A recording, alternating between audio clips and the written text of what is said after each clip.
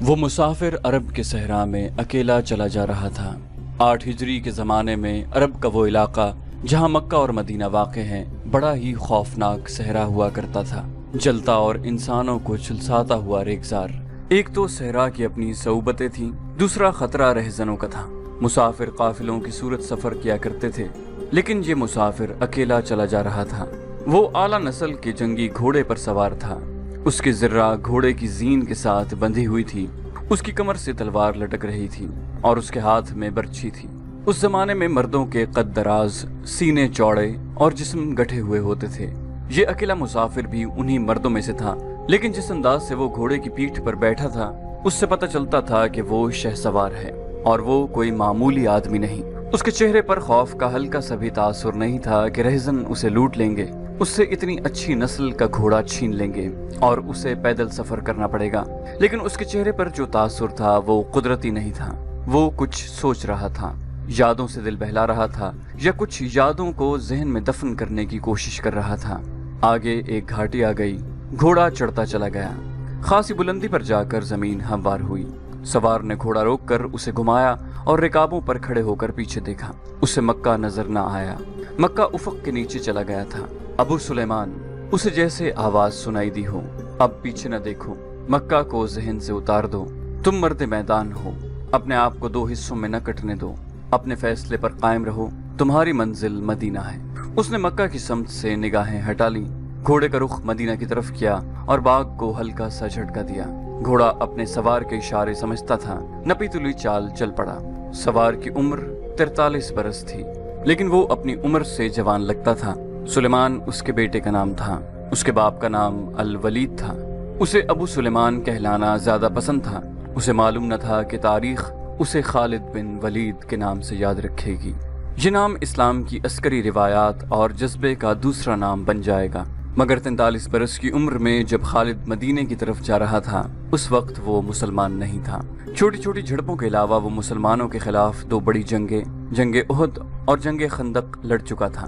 جب رسول کریم صلی اللہ علیہ وسلم پر 610 عیسوی بروز سوموار پہلی وحی نازل ہوئی، اس وقت خالد کی عمر 24 سال تھی۔ اس وقت تک وہ اپنے قبیلے بنو مخزوم کی عسکری قوت کا قائد بن چکا تھا۔ بنو مخزوم کا شمار قریش کے چند ایک معزز خاندانوں میں ہوتا تھا۔ قریش کے عسکری امور اسی خاندان کے سپرد تھے۔ قریش خالد کے باپ الولید کے احکام اور فیصلے مانتے تھے۔ 24 برس کی عمر میں یہ حیثیت خالد کو بھی حاصل ہو گئی تھی، مگر اس حیثیت کو ٹھکرا کر خالد ابو سلیمان مدینے کو جا رہا تھا۔ کبھی وہ محسوس کرتا جیسے اس کی ذات سے کوئی قوت اسے پیچھے کو گھسیٹ رہی ہو۔ جب وہ اس قوت کے اثر کو محسوس کرتا تو اس کی گردن پیچھے کو مڑ جاتی، لیکن اس کی اپنی ذات سے ایک آواز اٹھتی، آگے دیکھ خالد، تو ولید کا بیٹا تو ہے لیکن وہ مر گیا ہے، اب تو سلیمان کا باپ ہے، وہ زندہ ہے۔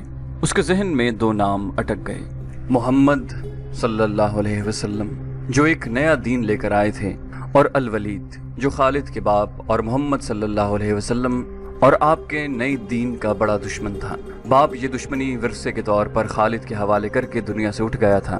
خالد کے گھوڑے نے پانی کی مشک پر اپنے آپ ہی رخ بدل لیا تھا۔ خالد نے ادھر دیکھا، اسے گول دائرے میں کھجوروں کے درخت اور صحرا کے جھاڑی نما درخت نظر آئے۔ گھوڑا ادھر ہی جا رہا تھا۔ نخلستان میں داخل ہو کر خالد گھوڑے سے کود گیا۔ امامہ اتار کر وہ پانی کے کنارے 2 زانو ہو گیا۔ اس نے پانی چلو بھر بھر کر اپنے سر پر ڈالا اور 2-4 چھینٹے منہ پر پھینکے۔ اس کا گھوڑا پانی پی رہا تھا۔ خالد نے اس چشمے سے پانی پیا جو صرف انسانوں کے استعمال کے لیے تھا۔ یہ ایک چھوٹا سا جنگل تھا۔ خالد نے گھوڑے کی زین اتاری اور زین کے ساتھ بندھی ہوئی چھوٹی سی ایک دری کھول کر جھاڑی نما درختوں کے جھنڈ تلے بچھائی اور لیٹ گیا۔ وہ تھک گیا تھا، تھوڑی دیر کے لیے سو جانا چاہتا تھا، مگر اس کے ذہن میں یادوں کا جو قافلہ چل پڑا تھا وہ اسے سونے نہیں دے رہا تھا۔ اسے 7 سال پہلے کا ایک دن یاد آیا جب اس کے عزیزوں نے محمد صلی اللہ علیہ وسلم کو قتل کرنے کا منصوبہ بنایا تھا۔ اس منصوبے میں خالد کا باپ الولید پیش تھا۔ وہ ستمبر 622 عیسوی کی ایک رات تھی۔ قریش نے رسول خدا صلی اللہ علیہ وسلم کو سوتے میں قتل کرنے کے لیے ایسے آدمی چنے تھے جو انسان کے روپ میں وحشی اور درندے تھے۔ خالد قریش کے سرکردہ خاندان کا جوان تھا۔ اس وقت اس کی عمر 27 سال تھی۔ وہ حضور اکرم صلی اللہ علیہ وسلم کے قتل کی سازش میں شریک تھا، لیکن وہ قتل کے لیے جانے والوں کے گروہ میں شامل نہیں تھا۔ اسے 7 سال پہلے کی وہ رات گزرے ہوئے کل کی طرح یاد تھی۔ وہ اس قتل پر بھی خوش تھا اور ناخوش بھی۔ خوش اس لیے کہ اس کے اپنے قبیلے کے ہی ایک آدمی نے اس کے مذہب کو، جو بت پرستی تھی، باطل کہہ دیا اور اپنے آپ کو خدا کا پیغمبر کہہ دیا۔ ایسے دشمن کے قتل پر خوش ہونا فطری بات تھی، اور وہ ناخوش اس لیے تھا کہ وہ اپنے دشمن کو للکار کر آمنے سامنے کی لڑائی لڑنے کے قائل تھا۔ اس نے سوئے ہوئے دشمن کو قتل کرنے کی کبھی سوچی ہی نہیں تھی۔ بہرحال اس نے اس سازش کی مخالفت نہیں کی، لیکن قتل کی رات جب قاتل رسول خدا کو مقررہ وقت پر قتل کرنے گئے تو آپ صلی اللہ علیہ وسلم کا مکان خالی تھا۔ وہاں گھر کا سامان بھی نہیں تھا، نہ آپ کا گھوڑا تھا اور نہ اونٹنی۔ قریش اس امید پر سوئے ہوئے تھے کہ صبح انہیں خوشخبری ملے گی کہ ان کے مذہب کو جھٹلانے اور انہیں اپنے نئے مذہب کی طرف بلانے والا قتل ہو گیا ہے، مگر صبح وہ ایک دوسرے کو مایوسی کے عالم میں دیکھ رہے تھے۔ پھر وہ سرگوشیوں میں ایک دوسرے سے پوچھنے لگے، محمد کہاں گیا؟ رسول خدا صلی اللہ علیہ وسلم قتل کے وقت سے بہت پہلے اپنے قتل کی سازش سے آگاہ ہو کر مدینے کو ہجرت کر گئے تھے۔ صبح تک آپ صلی اللہ علیہ وسلم بہت دور نکل گئے تھے۔ خالد کے ذہن سے یادیں پھوٹتی چلی آ رہی تھی۔ ذہن پیچھے ہی پیچھے ہٹتے ہٹتے 16 برس دور جا نکلا۔ 613 عیسوی کی ایک شام رسول کریم صلی اللہ علیہ وسلم نے قریش کے چند ایک سرکردہ افراد کو اپنے ہاں کھانے پر مدعو کیا۔ کھانے کے بعد رسول کریم صلی اللہ علیہ وسلم نے اپنے مہمانوں سے کہا، اے بنی عبد المطلب، میں تمہارے سامنے جو تحفہ پیش کرنے لگا ہوں وہ عرب کا کوئی اور شخص پیش نہیں کر سکتا، اس لیے کہ اللہ نے مجھے منتخب کیا ہے۔ مجھے اللہ نے حکم دیا ہے کہ تمہیں ایک ایسے مذہب کی طرف بلاؤں جو تمہاری دنیا کے ساتھ تمہاری عاقبت بھی آسودہ اور مسرور کر دے گا۔ اس طرح رسول خدا نے پہلی وحی کے نزول کے 3 سال بعد اپنے قریبی عزیزوں کو اسلام قبول کرنے کی دعوت دی۔ خالد اس محفل میں نہیں تھا، اس کا باپ مدعو تھا۔ اس نے خالد کو مذاق اڑانے کے انداز میں بتایا تھا کہ عبد المطلب کے پوتے محمد صلی اللہ علیہ وسلم نے کہا ہے کہ وہ اللہ کا بھیجا ہوا نبی ہے۔ ہم جانتے ہیں کہ عبد المطلب قریش کا ایک سردار تھا۔ الولید نے اپنے بیٹے سے کہا، بے شک محمد کا خاندان اعلیٰ حیثیت رکھتا ہے، لیکن نبوت کا دعویٰ اس خاندان کا کوئی فرد کیوں کرے؟ اللہ کی قسم اور حبل اور عزا کی، میرے خاندان کا رتبہ کسی سے کم نہیں۔ کیا نبوت کا دعویٰ کر کے کوئی ہم سے اونچا ہو سکتا ہے؟ خالد نے پوچھا، آپ نے اسے کیا کہا؟ پہلے تو ہم چپ ہو گئے، پھر ہم سب ہنس پڑے۔ الولید نے کہا، لیکن محمد کے چچا زاد بھائی علی نے محمد کی نبوت کو قبول کر لیا ہے۔ خالد اپنے باپ کی طنزیہ ہنسی کو بھولا نہیں تھا۔ خالد کو 629 عیسوی کے ایک روز مکہ اور مدینہ کے راستے میں ایک نخلستان میں لیٹے ہوئے وہ وقت یاد آ رہا تھا۔ رسول اللہ صلی اللہ علیہ وسلم جن کی نبوت کو قریش کے سردار قبول نہیں کر رہے تھے، اس نبوت کو لوگ قبول کرتے چلے جا رہے تھے۔ ان میں اکثریت نوجوانوں کی تھی، بعض مفلس لوگوں نے بھی اسلام قبول کر لیا۔ اس سے نبی کریم صلی اللہ علیہ وسلم کے حوصلے میں جان آ گئی اور آپ صلی اللہ علیہ وسلم نے اسلام کی تبلیغ تیز کر دی۔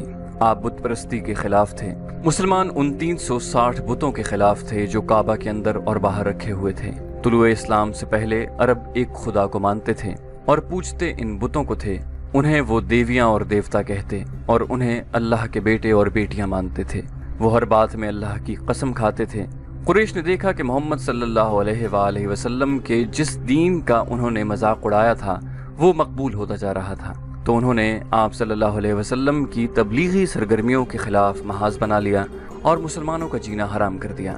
خالد کو یاد آ رہا تھا کہ اس نے اللہ کے رسول صلی اللہ علیہ وسلم کو گلیوں اور بازاروں میں لوگوں کو اکٹھا کر کے انہیں اسلام قبول کرنے کی دعوت دیتے اور بتاتے دیکھا تھا کہ بت انہیں نہ فائدہ دے سکتے ہیں نہ نقصان۔ عبادت کے لائق صرف اللہ ہے جو وحدہ لا شریک ہے۔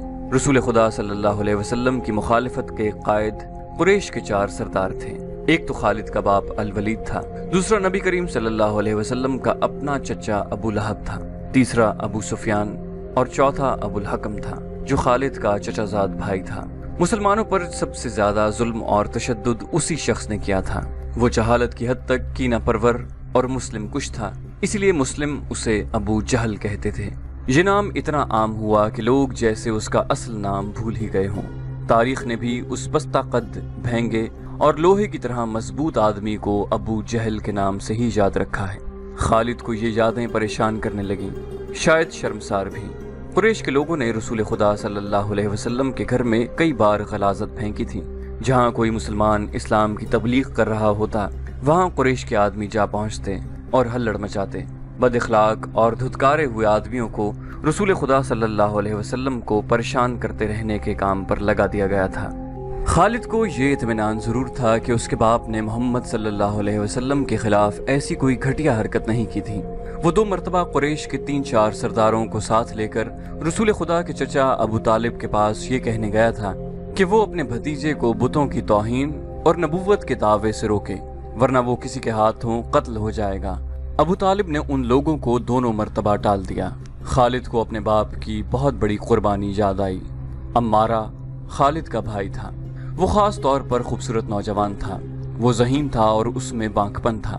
خالد کے باپ الولید نے اپنے اتنے خوبصورت بیٹے عمارہ کو قریش کے 2 سرداروں کے حوالے کیا اور انہیں کہا کہ اسے محمد کے چچا ابو طالب کے پاس لے جاؤ اور اس سے کہو کہ میرا بیٹا رکھ لو اور اس کے بدلے محمد صلی اللہ علیہ وسلم ہمیں دے دو۔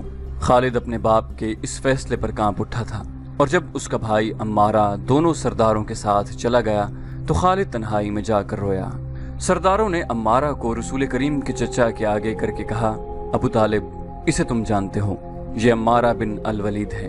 تم یہ بھی جانتے ہو کہ بنو ہاشم نے، جس کے تم سردار ہو، ابھی تک اس جیسا سجیلا اور عقل مند جوان پیدا نہیں کیا۔ یہ ہم ہمیشہ کے لیے تمہارے حوالے کرنے آئے ہیں۔ اسے اپنا بیٹا بنا کر رکھو، یہ تمام عمر تمہارا فرما بردار رہے گا، اور اگر اسے اپنا غلام بنا لو گے تو قسم ہے اللہ کی، تم پر اپنی جان بھی قربان کر دے گا۔ مگر تم اسے میرے حوالے کیوں کر رہے ہو؟ ابو طالب نے پوچھا، کیا بنو مخزوم کی ماؤں نے اپنے بیٹوں کو نیلام کرنا شروع کر دیا ہے؟ کہو اس کی کتنی قیمت چاہتے ہو، اس کے عوض ہمیں اپنا بھتیجا محمد دے دو۔ قریش کے ایک سردار نے کہا، تمہارا یہ بھتیجا تمہاری رسوائی کا باعث بن گیا ہے۔ اس نے تمہارے آباء و اجداد کے مذہب کو رد کر کے نیا مذہب بنا لیا ہے۔ کیا تم دیکھ نہیں رہے کہ تم نے اس قبیلے میں آدمی کو آدمی کا دشمن بنا دیا ہے؟ تم میرے بھتیجے کو لے جا کر کیا کرو گے؟ قتل؟ قریش کے دوسرے سردار نے جواب دیا، ہم محمد کو قتل کریں گے، یہ بے انصافی نہیں ہوگی۔ تم دیکھ رہے ہو کہ ہم تمہارے بھتیجے کے بدلے تمہیں اپنا بیٹا دے رہے ہیں، یہ بہت بڑی بے انصافی ہوگی۔ ابو طالب نے کہا، تم میرے بھتیجے کو قتل کرو گے اور میں تمہارے بیٹے کو پالوں گا اور اس پر خرچ کروں گا اور اسے بہت اچھی زندگی دوں گا۔ تم میرے پاس کیسا انصاف لے کر آئے ہو؟ میں تمہیں عزت سے رخصت کرتا ہوں۔ خالد نے جب اپنے بھائی کو اپنے سرداروں کے ساتھ واپس آتے دیکھا اور سرداروں سے سنا کہ ابو طالب نے یہ سودا قبول نہیں کیا تو خالد کو دلی مسرت ہوئی تھی۔ محمد صلی اللہ علیہ وسلم کا تم نے کیا بگاڑ لیا تھا ابو سلیمان؟ خالد کی ذات سے ایک سوال اٹھا۔ اس نے خیالوں ہی خیالوں میں سر ہلایا اور دل ہی دل میں کہا، کچھ نہیں۔ بے شک محمد صلی اللہ علیہ وسلم کا جسم طاقتور ہے، لیکن رکانہ بن